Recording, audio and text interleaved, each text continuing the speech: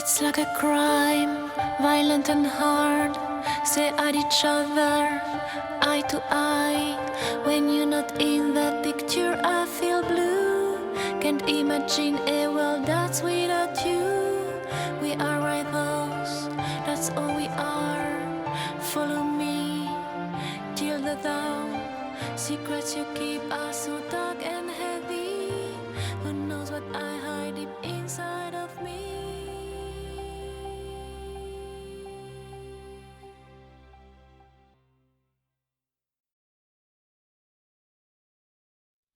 Bienvenue dans ce module Dynamique vers l'emploi.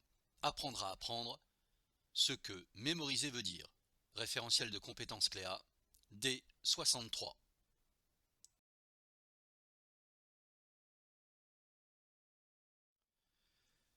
L'objectif de ce module est de permettre une compréhension du processus de mémorisation.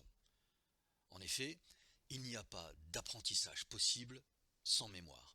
Il est par conséquent primordial de comprendre comment fonctionne notre mémoire ainsi que les quelques stratégies qui permettent de la renforcer.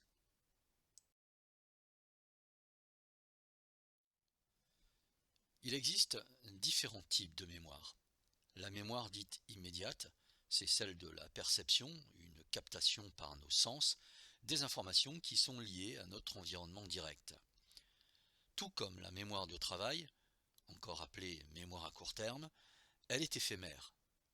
La mémoire de travail ne dure en effet guère plus de 20 secondes, et les meilleurs d'entre nous y emmagasinent entre 9 et 15 items différents, comme un numéro de téléphone par exemple.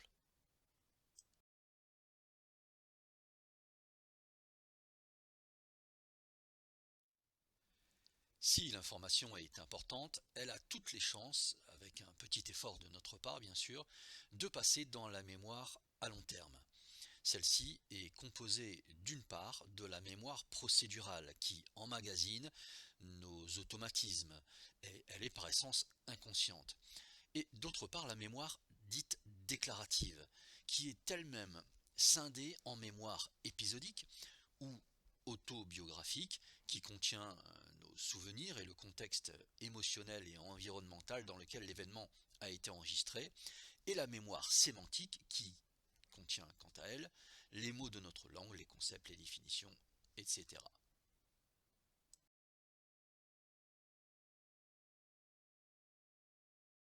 Intéressons-nous à présent aux interactions de ces différentes mémoires qui nous permettent d'apprendre ce que nous voulons retenir de manière durable.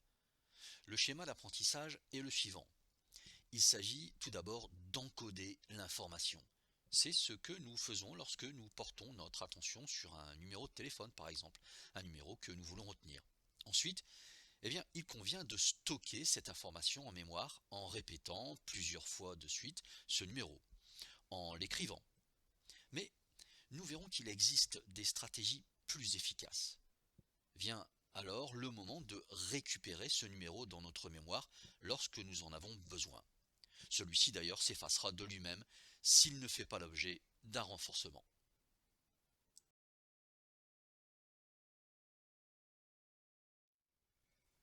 La stratégie d'apprentissage la plus utilisée consiste en général en un classement des informations et en une répétition des informations à emmagasiner.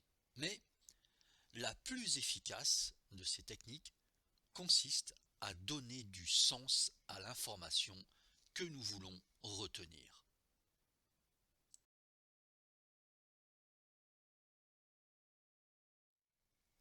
La technique du sel consiste à donner du sens à l'information essentielle que l'on souhaite retenir et, tel un enfant, construire l'univers dans lequel nous allons faire vivre, tels des personnages, l'information tout en créant des liens entre les items à retenir.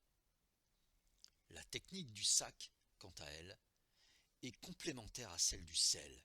Il s'agit de sélectionner les informations à retenir en les associant dans un déroulé narratif et en établissant une connexion logique entre les différents items à retenir.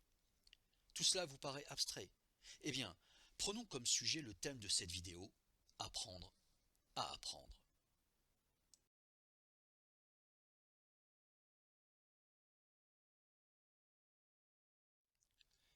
Imaginons-nous à présent monter les marches du temple de la mémoire. Nous gravissons une à une ces marches de pierre blanche qui claquent sous nos pas. Nous passons ces immenses colonnes si impressionnantes, rappelant un temple gréco-romain. Dans le hall où nos pas résonnent, une porte apparaît sur notre gauche. Elle grince quand nous poussons l'un des battants. Cette porte s'ouvre sur une salle d'un tribunal où s'élèvent des murmures. Soudain, le juge se lève et frappe de son marteau en nous pointant du doigt et en s'adressant à nous d'une voix forte. La procédure exige que vous fassiez une déclaration. Nous refermons la porte et poursuivons notre chemin.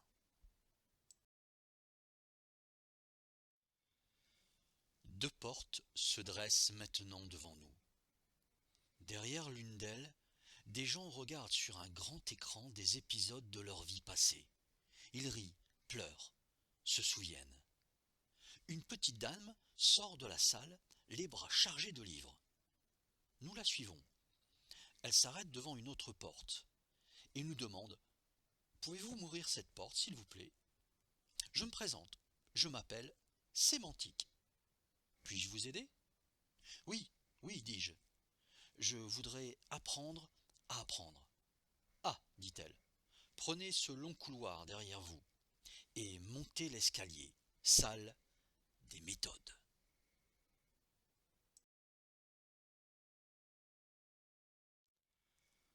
Au pied de l'escalier se dresse une énorme salière, ainsi qu'un sac immense taillé dans le marbre. Nous gravissons une à une les marches qui grincent sous nos pas. Une odeur de cire d'abeille embaume l'espace. Lorsque nous poussons la porte, nous sommes surpris de découvrir un enfant qui prétend se nommer Vacogé et qui nous raconte qu'il essaie de nouer entre eux les objets qui l'entourent dans le bon sens, car, dit-il, ces objets qu'il a sélectionnés pour les associer lui permettront de construire une corde afin de s'évader et de retrouver ses parents.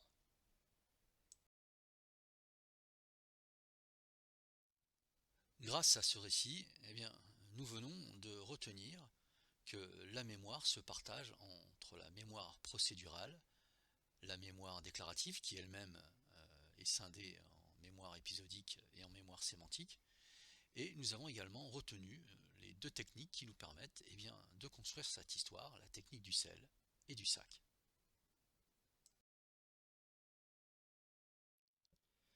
La courbe d'apprentissage et de l'oubli présente sur cette courte vidéo montre que dès le jour suivant, après avoir effectué un apprentissage, 20% de ce que nous avons appris s'évanouit dans les limbes de l'oubli. Au bout d'une semaine, c'est presque 60% de ce que nous avons appris qui disparaît, et la courbe de l'oubli ne cesse de descendre pour atteindre 80% d'oubli après 12 mois passés. A l'inverse, dès le premier jour après l'apprentissage, un renforcement poursuivi à intervalles réguliers permet de retenir plus de 80% de l'information apprise, 12 mois après que cette information ait été encodée et stockée dans la mémoire à long terme.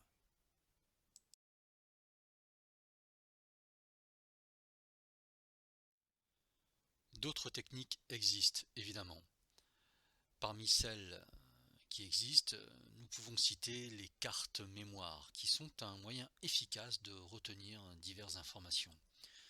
Alors, créez vos propres cartes mémoire à l'aide de dessins ou de symboles. Sur l'une des faces, symbolisez la notion ou le concept à retenir, et sur l'autre face, retranscrivez la notion ou le concept. Amusez-vous ainsi à deviner et à apprendre.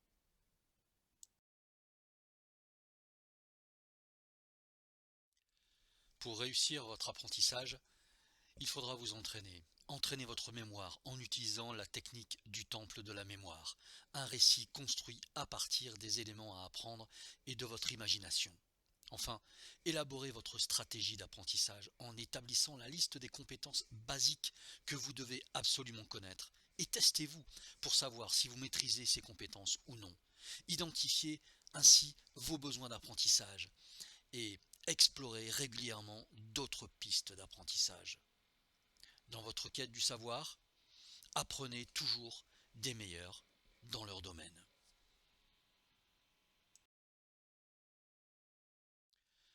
À vous à présent d'imaginer le récit qui vous permettra de retenir tout ce que vous désirez apprendre. Bon entraînement.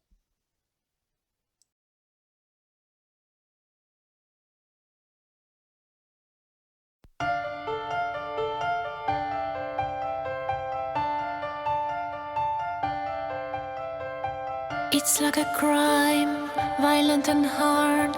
Stare at each other, eye to eye. When you're not in that picture, I feel blue. Can't imagine a world that's without you. We are rivals.